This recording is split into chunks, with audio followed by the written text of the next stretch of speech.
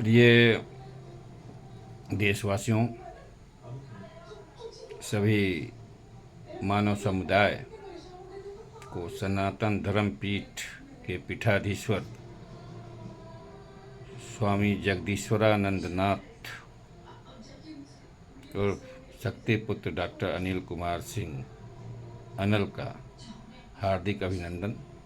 देशवासियों, देश में और पूरी दुनिया में इस वक्त में धर्म और अधर्म, पाप और पुण्य, सही और गलत के बीच एक महान संघर्ष चल रहा है।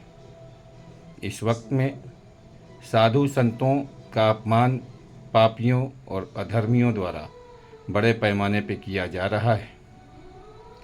असुरी शक्तियाँ, पापाचारी, अधर्मी, दुष्ट और संस्कृति, सभ्यता और मानवता को नष्ट करने वाली असुरी शक्तियाँ अलग अलग मानव देह में प्रवेश करके व्याभिचार, अत्याचार, भ्रष्टाचार, झूठ, फरेब, बलात्कार और विवाह से पूरे शारीरिक संबंधों को स्थापित करके धर्म, सत्य, सदाचरण और पुण्य को नष्ट कर रही हैं। इसका परिणाम यह है कि दुनिया में पाप, व्याभिचार, बलात्कार, अपराध, असत्य बढ़ रहा है।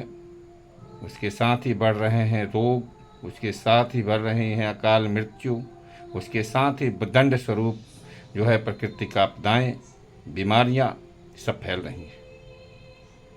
जो संत शिरोमणि अनिरुद्धाचार्य हों या प्रेमानंद बाबा हों, उन्होंने जो कहा है उसको शाब्दिक अर्थ में नहीं, आध्यात्मिक अर्थ में लें। वह सच्चरित्रता, संस्कृति और संस्कार की बात कर रहे थे। भारत की संस्कृति सदा देव संस्कृति रही है। इस देश ने, इस संस्कृति ने पूरे विश्व की मानवता को सभ्यता, संस्कृति और अध्यात्म का पाठ पढ़ाया है।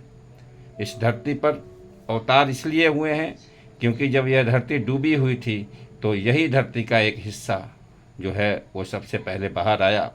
अलग अलग अवतारों में, अलग अलग क्षेत्रों में विश्व के जो है मत्स्य अवतार, कूर्मा अवतार, वाराह अवतार, अन्य अवतार, बहुत सारे अवतार हुए देवी देवताओं के। वो विश्व के अलग अलग क्षेत्रों में हैं, उनकी कहानियाँ वहाँ व्याप्त हैं। और मत्स्य अवतार की कहानी तो लगभग इस्लाम, क्रिश्चियनिटी, बुद्धिज्म, हिंदुइज्म और सब में है। ये सब पंथ हैं। धर्म मतलब सत्य और सदाचरण के साथ अपना स्वकर्म करना, दया, करुणा, सत्य और सदाचरण, यह धर्म की निशानी है। जो व्यक्ति इनके अनुसार आचरण करके अपना जीवन यापन करता है वह निश्चित ही धर्मात्मा है, वह निश्चित ही पुण्यात्मा है। माँ आदिशक्ति का पुत्र होने के नाते उनका एक संदेश मैं आप तक पहुँचा देता हूँ कि अगर आज आपने व्याभिचार नहीं छोड़ा, दुष्चरित्रता नहीं छोड़ी, विवाह से पूर्व, पवित्र बंधन में बंधने से पूर्व शारीरिक संबंध या ऐसे कोई गलत काम किए तो आपका जो है अलग अलग व्याधियों से, प्राकृतिक आपदाओं से अकाल मृत्यु तय है। अगर कोई व्यक्ति असत्य और दुराचार में फंसा रहता है, भ्रष्टाचार में फंसा रहता है, तो वह अपने परिवार सहित जो है अपने अंजाम को भुगतने के लिए तैयार रहे। उसको उसका दंड प्रकृति देगी और फिर इसके लिए किसी को कोसने की ज़रूरत नहीं है। आज हम सड़कों के किनारे, पहाड़ों पर या मैदानों में विलाप करते लोग देखेंगे जो अपने परिजनों के जो है शवों पर रो रहे हैं, चिल्ला रहे हैं। हॉस्पिटल जो है वो लोगों से भरे हैं। कभी विचार किया ऐसा क्यों है? पहले ऐसा क्यों नहीं था? क्योंकि यह विनाशकारी जो दुराचरण है वो इस वक्त में अलग अलग पंथ के नाम पर पापी, पापात्मा जो सनातन के विरोधी हैं, वह समझिए कि वह मानवता के विरोधी हैं। उन्होंने दुराचरण, भ्रष्टाचार, व्याभिचार को अपना धर्म बना करके फैलाना शुरू किया है।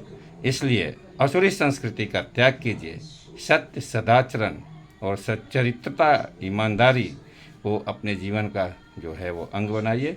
इसके साथ ही जो है मैं आपसे आग्रह करूँगा कि सही रास्ते पे आइए और एक दूसरे से प्रेम करिए, एक दूसरे की मदद कीजिए, प्रकृति को पुनः उसकी अवस्था तक पहुंचाने में मदद कीजिए।